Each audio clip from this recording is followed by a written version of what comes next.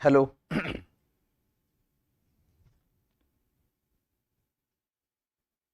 AC.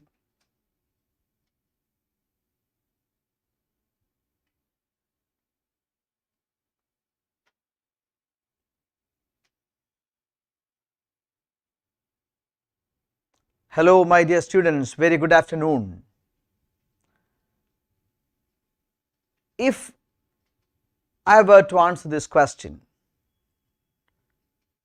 among the 4 topics of quantitative aptitude, English, general awareness and reasoning that are asked for most of the competitive examinations, which is the toughest one to our students, then I would say it is English language. That poses the maximum challenge to most of the students. Then very natural inclination of any prospective student is to approach a good English teacher. Yes, a good teacher will definitely add to our fortunes, there is no doubt regarding that. But I would like to say that it is not the classes that you would listen to or the teachers who would teach you. Those are the things which are not going to matter much, but your commitment to development of your language is the most important thing. That will contribute to your enhancement of chances. So, how can you improve your language? Of course, you have to know the fundamentals, that is very clear, but fundamentals are the foundations. Upon the foundations, you have to build, and that is possible only if you read the newspapers regularly. Why read the newspapers? I shall tell you. For most of these examinations, for English as well, English examination as well, the passages are lifted directly from the papers. So, contemporaneous issues are discussed for English papers. So, a person who reads the newspapers very well will find it easier. So, does not matter whether you learn the grammar or not, the most important thing is going to be the interaction that you may have with the newspapers. So, please read the newspapers continuously, there is no other way out. I request all of you to subscribe to the Hindu newspaper and start reading very seriously. Students used to say that, no, I am not getting Hindu newspaper in our region, in our area Hindu paper is not given. Okay, fine, there are ways out. You can speak directly to the newspaper office saying that I am not getting paper. It's your right. You can call Trivandrum Hindu Bureau and say that I am not getting Hindu newspaper, I want a copy. Then they may help you. Sometimes you may get today's paper tomorrow, even that is okay, but still you should get the Hindu and you should read the newspapers. There is no compromise on that. I request all my students to read the newspapers regularly and continuously. So, today we shall be discussing the Hindu dated August 6. I hope my students understood the importance. That is why I took initially a few minutes to let you know the importance of reading the papers. August 6. Allegations serious, truth has to come out in snooping issue, says the Supreme Court. And the biggest news of the day is this: India beats Germany and bags bronze medal in men's hockey. And Indian glory in Tokyo Olympics. Indian glory in Olympics after 41 long years. It was in 1980 Moscow Olympics that India won a medal in Olympic hockey, and that was a gold medal, and Indian team captain then was Mr. Bhaskaran. Okay, so now after 41 years in 2021, India won another medal through hockey. India beats Germany, bags bronze in men's hockey. Very important, it is going to come for your exam. Hockey is the national sport of the country. India won a medal in Olympics hockey after 41 years, and last time it was in 1980 Moscow Olympics when it won a gold medal. The 2021 medal is India's 12th medal in Olympic hockey and the most in games history. 12th medal in the Olympics history. India won 12th medal in hockey. Captain of the Indian team is Manpreet Singh and Indian team's coach is Graham Reid of Australia. So try to gather all information regarding Indian hockey team which has won glory for the country, and that is very important because we do not know how they are going to frame the question. So all the information within the periphery of this particular core news that India won a bronze medal in Olympic hockey 2021 must be collected. Allegation serious, truth has to come out in snooping issue, Supreme Court. Listen, I used to discuss about this snooping issue in detail in the last few days news analysis. Pegasus, an Israeli spyware. Pegasus is a spyware developed and built by Israeli company NGO Group. Pegasus is a spyware. Pegasus can get into your telephones and get access to all the information that you keep in the mobile, your calls, your call history, your communication through social media, everything can be tapped. Pegasus software is sold only to governments for security analysis purposes. So in India, phone hacking is possible only legally, meaning only when authorities' permission is given that somebody's phone can be tapped, otherwise phone cannot be tapped. But recently it has come up in the news that many politicians, journalists, bureaucrats and even ministers, their telephones were tapped using Pegasus spyware.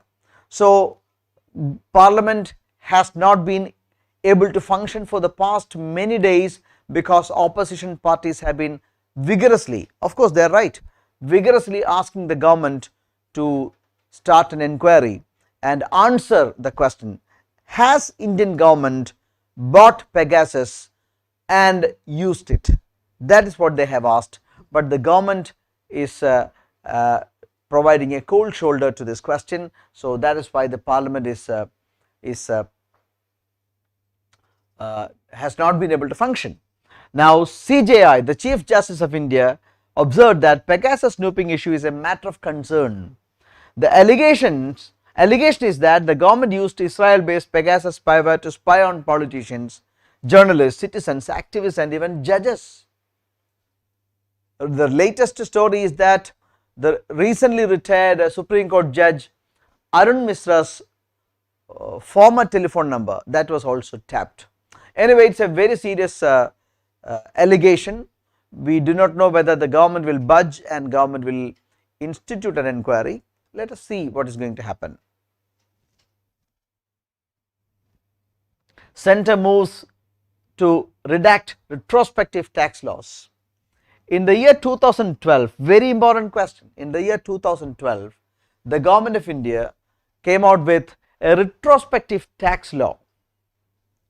Based on this particular, the Union government has taken the first step towards doing away with the contentious retrospective tax law of 2012. What is that law? That I shall tell you first. The 2012 law was used to raise large tax demands on foreign investors such as Vodafone and Kane Energy. Using this 2012 tax law, the government of India's income tax department demanded heavy tax, large amounts of tax from foreign investors. Vodafone and Kane Energy were two companies in question. And what did they do?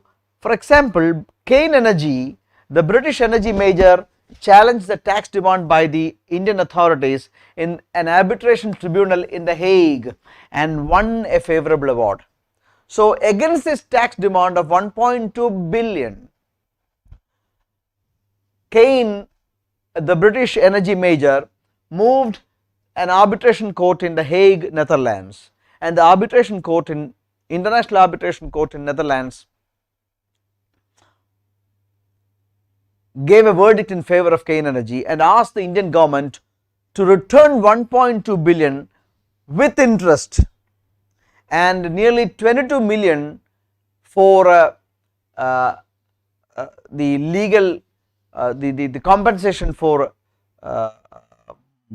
moving the court, or the expenditure, to meet the expenditure, cost of legal cost, or towards legal cost 22 million must also be given.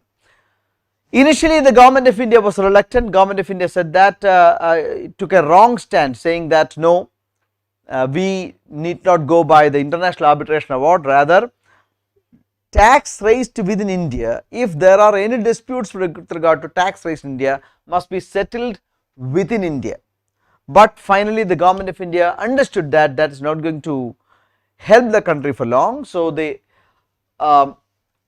recently, and also listen, recently the French court, a French court allowed Kane Energy to attach Indian government's asset in Paris to realize the dues from Indian government. So the arbitration court asked government of India to return 1.2 billion with interest. If a court award is not taken care of, or if the government of India did not pay, then what is the option? You can attach the property. Kane Energy moved a French court and got favorable award. The French court directed attachment of Indian government's assets in Paris. So the government of India understood that things were not going their way. Now the Union government introduced the taxation amendment bill. What is the purpose? To nullify the relevant retrospective tax clauses that were introduced in the 2012 law. So the retrospective tax, retrospective means retrospective, prospective. In Malayalam we call it as Munkala Prabalyam, retrospective and prospective. Retrospective means past time, prospective means future time. So retrospective clauses, tax clauses are amended with the new bill. As per the new bill, the tax demands on transaction took place before May 2012 shall be dropped. I think it is very clear to all of you. I have explained it in a very clear way, I hope so.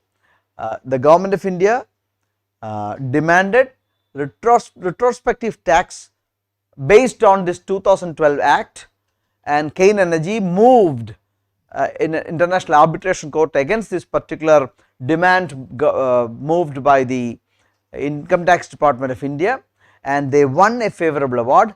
The arbitration court asked Indian government to return 1.2 billion with interest and 22 million towards legal cost.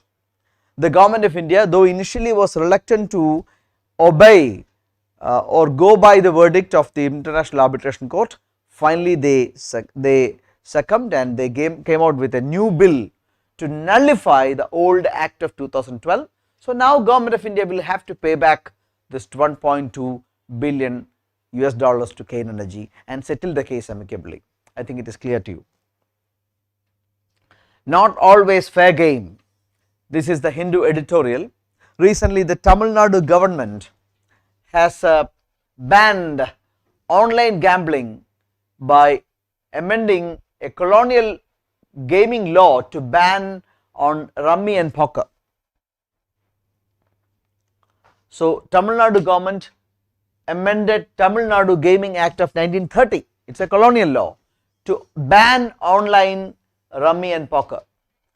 But the Madras High Court has found the prohibition, this particular decision by the Tamil Nadu government, the law by Tamil Nadu government, unreasonable, because it sought to bring even games predominantly of skill, games of skill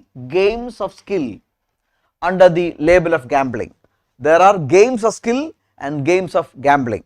Games of gambling can be prohibited, but games of skill cannot be prohibited. So the Tamil Nadu new law is somewhat ambiguous in discriminating games of skill and games of gambling. That is the observation made by the court. State's intention was acceptable to the extent that it sensed the danger involved in allowing addictive games. This is what the court said. Yes, state's intention while banning the games was acceptable only so far as the government sensed the danger of throwing youngsters into gambling addiction. But the amendment, the new law by the government, erred. Where did it err? And it failed to make distinction between games of skill and games of chance. Games of skills must be permitted, but games of chance cannot be. So this is where the law failed to be very transparent and clear. This is where the law became ambiguous. So now the option to the Tamil Nadu government, it's not the end of the road for it. The option for the Tamil Nadu government is to rectify this anomaly and reframe the law. Jaishankar's Tehran trip holds key amid Afghan developments. There is a change in government in Afghanistan, Tehran. There is a change in government in Tehran. Tehran is the capital of Iran. And who is going to be the new president of Iran? Ibrahim Raisi is the new president of Iran. Indian External Affairs Minister Mr. Jaishankar is attending the swearing-in ceremony of Iranian president. India and Iran are two major countries in Asia. So generally, whenever there is a power change in Iran, India used to represent the country with top officials. This time it is going to be India's foreign minister. We have to rebuild the relation with Iran. Indian-Iran relations were somewhat disturbed thanks to imposition of sanctions by America. India could not buy oil from Iran because of American sanction. America said that it would impose sanction to any country that would do trade with Iran. So India backed out. That is one area where we have to improve the relation with Iran. Okay, India's decision to cancel oil import from Iran due to US sanctions, number one issue which requires addressal. Progress in Chabahar. India is assisting Iran in making Chabahar port, but that was also stalled because of this US sanction, and Iranians' recent comments on Kashmir, which India feels adverse to the country. These are the major areas where the relations have to be improved. Hope that the External Affairs Minister's visit to the swearing-in ceremony of the new government president in Iran will soothe the relation between the countries. Ravi Kumar Dahiya does India proud with a silver.